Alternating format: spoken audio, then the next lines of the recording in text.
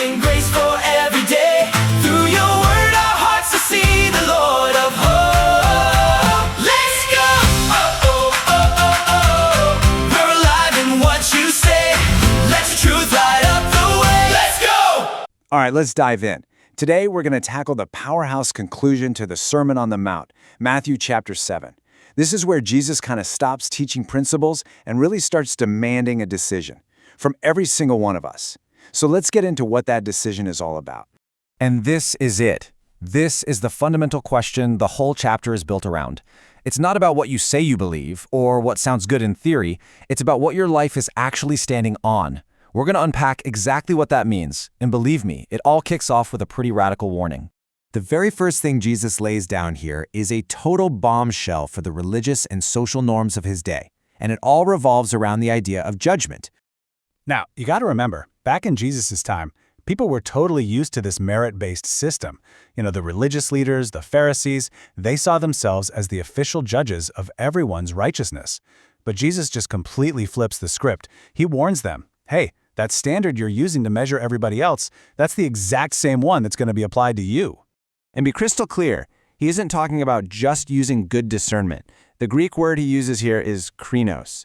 This means to act like a judge on the bench, to pass a final, condemning sentence on someone's soul. Jesus is basically saying, that's not your job. Our job is to look in the mirror first. And he makes his point with this brilliant, kind of hilarious image. When he talks about a log in your eye, the word is dokos. We're talking about the main support beam of a house. So the picture of someone with a giant roof beam sticking out of their eye, trying to pick a tiny speck of sawdust out of someone else's, it's meant to be absurd. The point is impossible to miss. Deal with your own massive stuff before you even think about pointing out someone else's tiny flaws. So this warning against judging others leads right into his next point.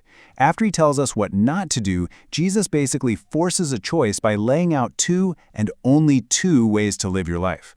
And this imagery, everyone listening would have gotten it instantly. See, in an ancient walled city, the wide gate was for all the carts and the crowds. It was the easy way in. But they also had these small, narrow pedestrian gates. And to get through one of those, you had to be really intentional. You probably had to leave some stuff behind. So it's the easy, popular way versus the difficult, deliberate way. He keeps this theme of two paths going with another powerful metaphor, two trees. A healthy tree gives good fruit, and a sick tree gives bad fruit. It's a really simple but profound agricultural test. In the end, your character is revealed by its results, by its fruit.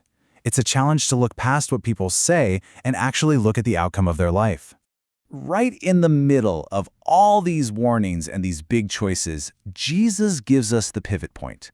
This is the one principle that kind of unlocks everything else he's been talking about. This verse is the anchor, and it's so much more than just a nice sentiment. Jesus says this one single command fulfills the entire purpose of the Hebrew Scriptures. It's the practical, everyday way to live if you've gone through that narrow gate and you're focused on getting that log out of your own eye first. It's really the ultimate test of genuine faith. And that brings us to the grand finale of the whole sermon.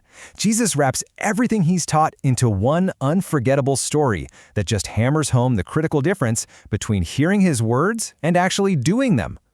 So he gives us this picture of two builders. And from the outside, their houses might have looked completely identical. They both heard the same message. They both went through the exact same storm. The difference wasn't how their houses looked, it was the foundation they were built on. One chose solid rock, the other chose easy sand. And there it is. The defining mark of wisdom isn't knowing the right stuff, it's putting that stuff into practice. Just hearing the sermon isn't enough. Agreeing with it isn't enough. True wisdom is obedience in action. The Greek word here for practice is poieo. It means to produce, to make, to construct something. It's about being a doer. And this is so important. The teachings of Jesus aren't just some philosophy to be debated and discussed. They are a blueprint for a life that you have to actively build. So what is the rock? Well, the text makes it clear that the rock is Jesus himself and his words.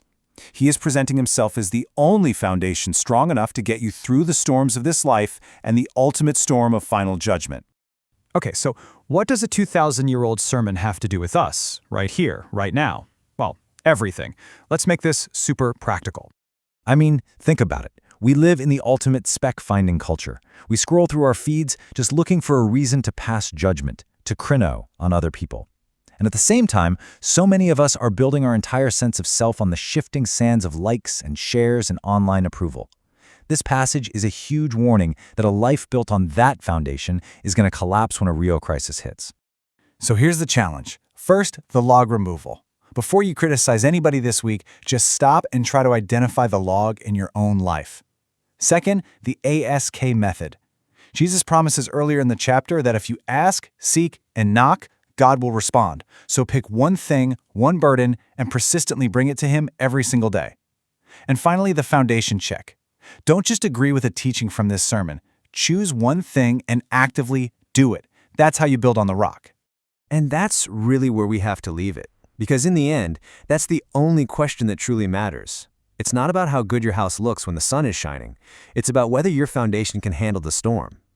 When the rains come down and the winds start to blow, what's going to be left of the life you've built? This truth into your day. Let His light now